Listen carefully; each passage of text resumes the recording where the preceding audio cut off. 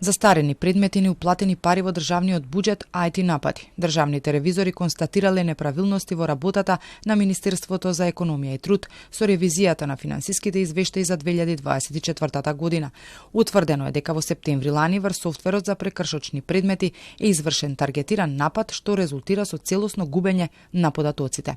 Во однос на IT секторот утврдено е дека истиот функционира само со тројца вработени од 12 предвидени работни места, при што не се донесени политики и процедури за информацијска безбедност. Нема назначено лице за информацијска безбедност, ниту е изработена анализа на IT ризици. Констатирали дека поради застарени прекршоци, државниот буџет загубил околу 2 милиона евра.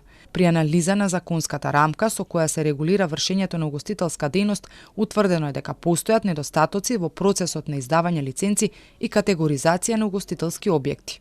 Законот не предвидува задолжителна проверка на исполнувањето на минимално техничките, санитарно-здравствените, противпожарните и еколошките услови пред издавањето на решенијата за категоризација и лиценците за работа на угостителските објекти, ниту механизам за проверка на отпочнување со работа. Категоризацијата на угостителските објекти, како и обновата на важноста на решенијата за категоризација и лиценците, се врши по поднесено барање, без задолжително меѓуинституционално информирање и постапување, што создава ризик од работење без исполнети услови или без важечки документи.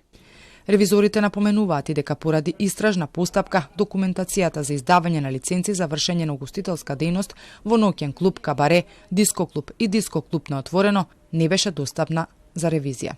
За оградување пак на парцели за фотоволтаични централи за втората фаза, констатирано е дека таа не е реализирана. Не е побарана банкарска гаранција, а не се преземени ниту правни мерки за наплата на договорни казни.